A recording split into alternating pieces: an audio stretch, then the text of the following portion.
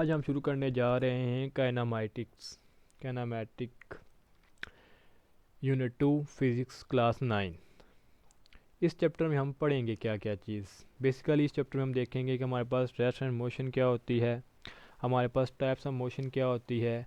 इसके अलावा हम देखेंगे कि डिस्टेंस, डिस्प्लेसमेंट, स्पीड और वेलोसिटी में क्या फ़र्क होता है, स्केलर एंड वेक्टर क्या क्वांटिटीज़ होती हैं, वेक्टर को कैसे रिप्रेजेंट करते हैं। इसके अलावा स्पीड, वेलोसिटी, एक्सेलरेशन की टर्म्स क्या होती हैं, ग्राफ के ज़रिए हम कैसे इनको रिप्रेजेंट कर सकते हैं। बेसिकली ये जो चैप्टर बना है हमारे पास क्लास 4 फोर्स एंड मोशन से बना है, और इसके अलावा जब हम इस चैप्टर को पढ़ लेंगे तो आगे चल के ये हमारे पास क्लास 10 में भी यूज़ होगा। तो हम शुरू करते हैं काइनेमेटिक होती क्या है हमारे पास। चैप्टर 1 में हमने डिस्कस किया था कि हमारे पास ब्रांचेस ऑफ फिज़िक्स होती हैं। तो वहाँ पे सबसे पहले हमने एक ब्रांच डिस्कस किस चीज़ कहते हैं, मैकेनिक्स थी, जहाँ पर हम मोशन के बारे में पढ़ते हैं, उसकी वजह पढ़ते हैं और उसके असरात के बारे में पढ़ते हैं। ये मैकेनिक्स की ही आगे एक ब्रांच है जहाँ पर हम तो मोशन के बारे में पढ़ते हैं लेकिन उसकी काज को डिस्कस किए बगैर कि किस वजह से वो मूव कर रही है। Kinematic is the study of motion of an object without discussing the cause of motion. हम वजह नहीं देखेंगे कि वो बॉडी क्यों मूव कर रही है, हम जस्ट देखेंगे कि वो बॉडी मूव कर रही है और किस तरीके से मूव कर रही है। इस तरह से हमारे पास दो डेफिनेशन आती हैं, रेस्ट एंड मोशन। रेस्ट क्या होती है? रेस्ट कहते हैं कि कोई भी बॉडी अपनी पोजीशन को चेंज ना करे अपने सराउंडिंग के रिस्पेक्ट से। मिसाल के तौर पर अगर आप एक बस में बैठे हुए हैं, बस के अंदर, बस अपनी पोजीशन चेंज कर सकती है लेकिन कोई शख्स आपको बस के अंदर खड़ा होकर देखेगा तो आप उसके रिस्पेक्ट से पोजीशन चेंज नहीं कर रहे, तो आप रेस्ट में। लेकिन कोई भी शख्स आपको रोड पे खड़ा होकर देखेगा कि बस मूव कर रही है, हर टाइम गुजरने के साथ साथ उसकी पोजीशन चेंज हो रही है, तो आप मोशन में। आपके सामने अगर एक टेबल पड़ी है तो वो आपके रिस्पेक्ट से रेस्ट में है। लेकिन अगर कोई आदमी मून पर जाकर देखेगा कि ज़मीन मोशन कर रही है तो ज़मीन के साथ वो डेस्क भी मोशन कर रही है, तो उसके रिस्पेक्ट से वो मोशन में है। रेस्ट और मोशन को डिस्कस करने के लिए हमेशा हमें एक रेफरेंस पॉइंट चाहिए होता है जहाँ से हम बताते हैं कि वो बॉडी रेस्ट में है या मोशन में है। A passenger sitting in the bus is at rest because she is not changing her position with respect to the passenger or object in the bus. But to an observer outside the bus, the passenger and object inside the bus are in motion. यही बात कही गई है कि बस के अंदर खड़ा होकर कोई कहेगा तो वो सारे के सारे जो पैसेंजर हैं वो सारे रेस्ट में हैं, लेकिन कोई बस से बाहर आउटसाइडर बताएगा तो वो सारे के सारे मोशन में। अब हमारे पास मोशन कई तरह की होती है, इसमें बेसिकली हमारे पास तीन टाइप्स आती हैं, translatory, rotatory and vibratory. Translatory motion क्या होती है? ट्रांसलेटरी मोशन होती है कि कोई भी बॉडी एक लाइन में मूव करे, वो लाइन विदाउट किसी any body move in a line without any rotation. The line में बी स्ट्रेट और कर्व, वो लाइन स्ट्रेट भी हो सकती है और कर्व भी हो सकती है। हमारे पास यहाँ पे एग्जांपल दी गई है फेरी व्हील की। फेरी व्हील आपको देखने में यही लगेगा कि सर्कल में मूव कर रहा है, लेकिन बेसिकली हम यहाँ पे इस बॉडी को डिस्कस कर रहे हैं, तो इसकी हमारे पास कोई भी पोजीशन चेंज नहीं हो रही, ये बिल्कुल भी, इसमें थोड़ी सी मूवमेंट भी होती है। जिस चीज़ को हम कहते हैं ना कि वो रोटेटरी है, तो रोटेशन में हमारे पास बॉडी की पोजीशन चेंज नहीं हो रही होती, वो एक फिक्स पॉइंट के गिर्द मूव कर रही होती है। लेकिन यहाँ पे हमारे पास ये जो बॉडी है, ये जो हमारे पास चीज़ दी गई है फेरिस व्हील में, इसकी पोजीशन चेंज हो रही होती है। ट्रांसलेटरी मोशन में हमने बात की कि लाइन स्ट्रेट भी हो सकती है और कर्व भी हो सकती है। अगर तो लाइन हमारे पास यानी कि बॉडी जो मूव कर रही है वो एक स्ट्रेट लाइन में मूव कर रही है, तो वो हमारे पास आती है लीनियर मोशन में। अब लीनियर मोशन में हमारे पास कौन कौन सी एग्जांपल आ सकती है? एरोप्लेन जो मूव कर रहे होते हैं वो एयर में वो बिल्कुल स्ट्रेट मूव कर रहे होते हैं।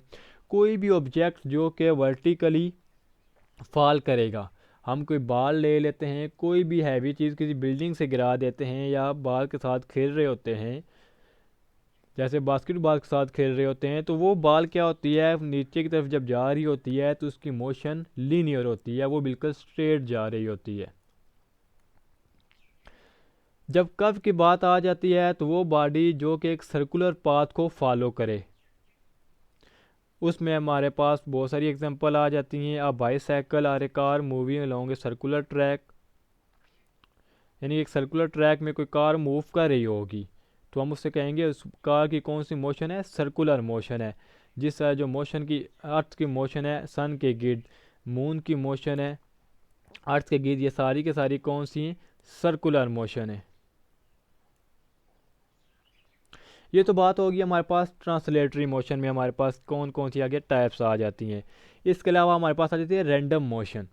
रैंडम मोशन वो मोशन होती है जिसमें हमारे पास कोई भी तरतीब ना हो, the disorder and irregular motion. अब ये मोशन किस किस की होती है, इंसेक्ट की होती है, उसके अलावा परिंदों की होती है। वो कोई ज़रूरी नहीं होता कि एक ही लाइन में स्ट्रेट मूव कर रहे हों, उनकी मोशन किसी तरीके से भी हो सकती है। इसके अलावा जो डस्ट पार्टिकल हमारे एयर्स में होते हैं उनकी मोशन भी इसी तरीके से होती है। इस तरह हमारे पास ये random motion of gas molecule is called Brownian motion, यानी कि गैस मॉलिक्यूल्स की जो हमारे पास मोशन होती है वो भी रैंडम मोशन होती है। इनकी कोई ख़ास डायरेक्शन नहीं होती, कोई ख़ास प्लेस नहीं होती, ज़िगज़ैग। अब बात करते हैं रोटेटरी मोशन की। The spinning motion of a body about is axis, कोई भी बॉडी जो स्पिन कर रही हो अपने एक्सिस, बॉडी के एक्सिस के गिर्द, उसे कहते हैं रोटेटरी मोशन। एक्सिस क्या होता है, an axis is a line around which a body rotate.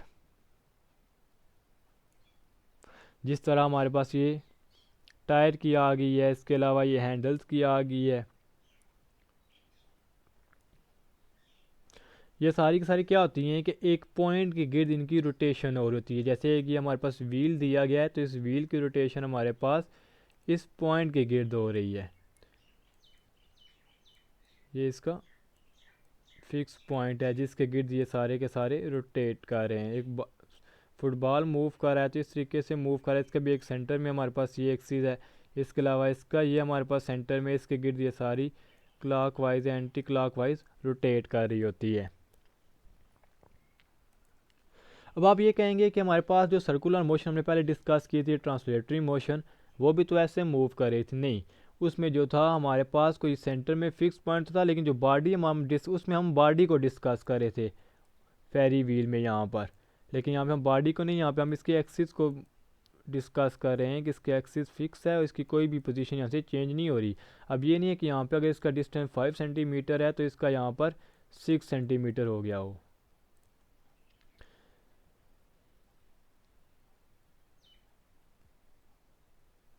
इसके अलावा जो हमारे पास मोशन ऑफ अर्थ होती है, लेकिन ये अपने एक्सिस के गिर्द रोटेट कर रही होती है, सन के गिर्द नहीं, जो अपने एक्सिस के रोटेट कर रही होती है, जिसकी वजह से दिन और रात होते हैं, वो हमारे पास रोटेटरी मोशन आ जाती है।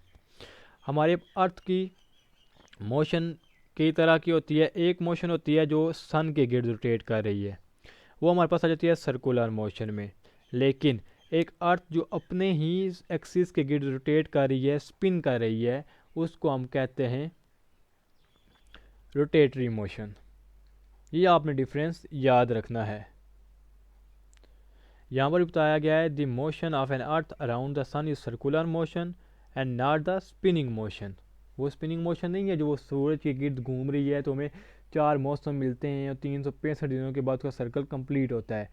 एक उसकी अपनी स्पिनिंग मोशन भी है जिसकी वजह से हमें 24 घंटे का टाइम पता चलता है, दिन और रात आते हैं। इसके अलावा हमारे पास आती है वाइब्रेटरी मोशन। वाइब्रेट करना, जैसे फ़ोन वाइब्रेट कर रहा होता है, वहीं से हमारे पास ये आती है vibratory motion. To and fro motion of a body about its mean position is known as vibratory motion. हमारे पास जो भी body to and fro move करेगी अपने मेन एक्सिस से मुराद के हमारे पास इसका कोई सेंटर पॉइंट होता है। जिस तरह हमारे पास ये स्विंग है तो इसमें हमारे पास क्या होता है कि ये इसकी रेस्ट पोजीशन है तो ये इसका मेन पोजीशन आ गई, ये इससे बैक जा सकता है, इससे नेक्स्ट जा सकता है, लेकिन रोटेट कहाँ पे, ये कहाँ पे मूव करेगा, या इधर जाएगा वापस इधर, इधर जाएगा वापस इधर, यानी कि ये मूव किस कहाँ पे कर रहा है, अपनी मेन पोजीशन के इर्द गिर्द मूव कर रहा है, कभी बैक कभी फॉरवर्ड कभी टू फ्रो, इस मोशन को कहते हैं। हमारे पास ये पेंडुलम होता है बहुत सारी क्लॉक में, वो भी ऐसे ही रोटेट कर रहा है और इसकी मोशन को हम कहते हैं वाइब्रेटरी मोशन। इसके अलावा हमारे पास सीसा की जो मोशन होती है वो भी इसी मोशन में आ जाती है।